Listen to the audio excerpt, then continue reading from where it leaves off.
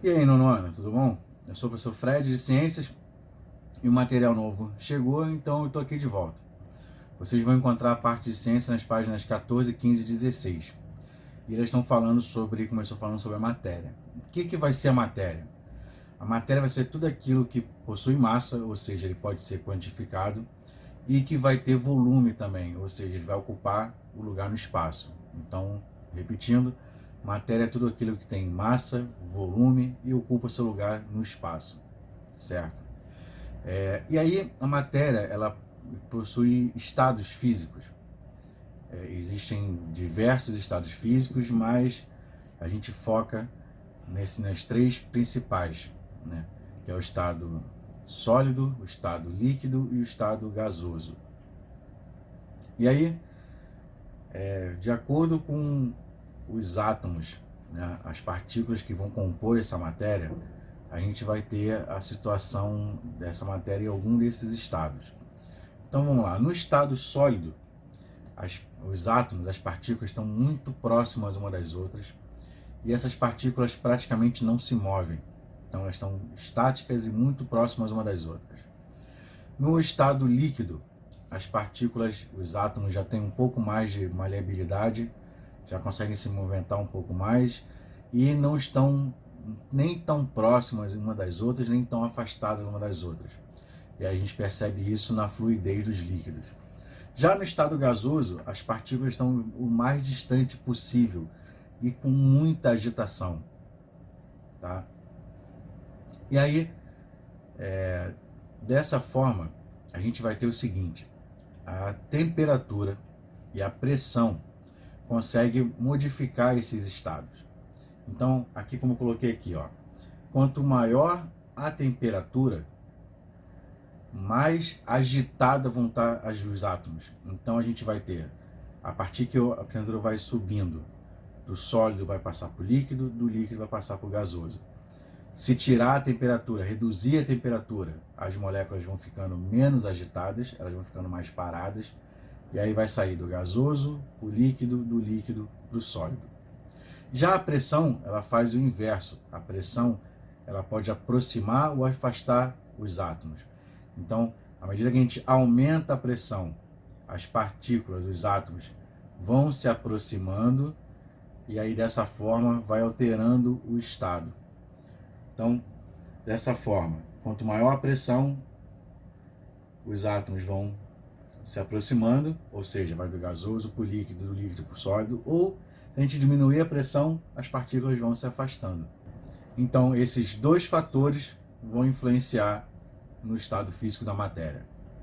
E aí, essas mudanças, essas passagens do estado físico, têm nomes. Então, a gente vai ter o seguinte: do sólido para o líquido, nós vamos ter a fusão. Do líquido para o gasoso, a gente vai ter a vaporização.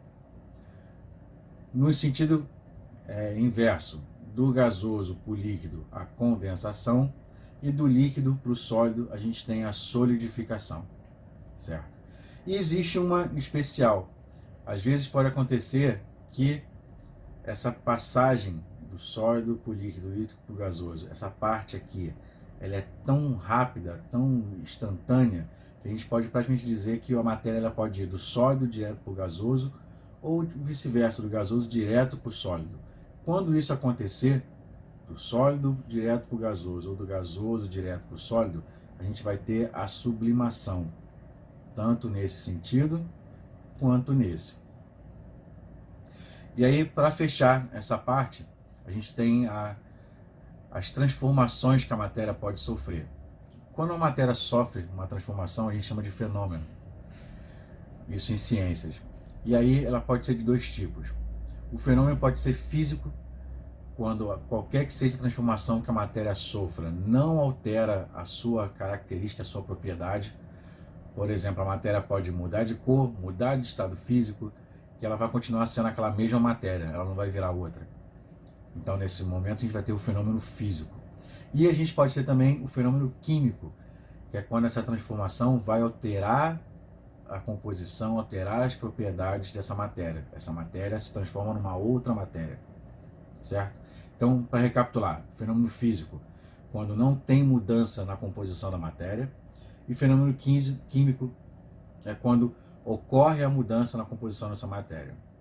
Na segunda parte de Ciências do caderno, que está na página 37, 38 e 39, além de ter aquelas informações de como prevenir a contaminação pelo Covid-19, todas as medidas que a gente precisa fazer, além, logicamente, do isolamento, que é o foco desse tema na parte de vocês, tem uma coisa interessante, que é esse famoso gráfico, essas curvas de gráfico que está aparecendo tanto na mídia, na internet, em tudo que é canto. O que ela quer dizer? Esse gráfico aqui, a gente tem aqui, no eixo vertical, a quantidade de pessoas que vão ser infectadas pelo coronavírus, tá? Que vão ficar doentes, vão ter a Covid-19, ao longo, pelo eixo horizontal, ao longo do tempo.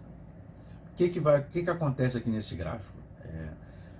Como o coronavírus ele tem uma capacidade de infecção, né, de contaminação muito grande, muitas pessoas vão se contaminar com o coronavírus. Alguns podem adquirir o Covid-19, outros não, mas uma coisa é certa que muita gente vai ter o coronavírus. E aí o que acontece? Se ninguém... quando a pessoa está com Covid-19, ela precisa de tratamento médico. Ela precisa ir para o hospital, tratamento hospitalar.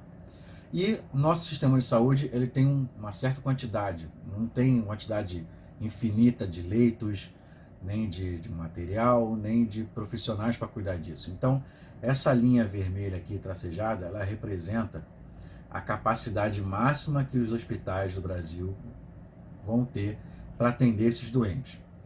E aí a gente vai ter essas duas situações, essa aqui e essa aqui. Nessa aqui é uma situação em que a gente não fizesse nada, não se prevenisse, saísse para a rua, continuasse em aglomerações de pessoas, ou seja, esse fator não fazer nada facilita, agiliza, potencializa a capacidade do coronavírus de se espalhar pela população. Ou seja, uma menor espaço de tempo, em pouquíssimo tempo, tá? Muitas pessoas vão ficar contaminadas, vão contrair o Covid-19. E aí esse total de pessoas vai precisar ao mesmo tempo de ajuda médica. E que por acaso ela é limitada. Ou seja, vai ter muito mais doentes do que gente e meios de tratar essas pessoas. E aí, pessoas doentes sem tratamento tem muito mais chance de vir a óbito, a falecer. Qual é a ideia? Com essas medidas de prevenção, o isolamento que a gente está passando, essa quarentena, o lavar bem as mãos, evitar aglomerações, se você apresentar alguma suspeita de tosse, espirro, usar máscara, essas medidas vão fazer o quê? As pessoas vão adquirir, vão se contaminar.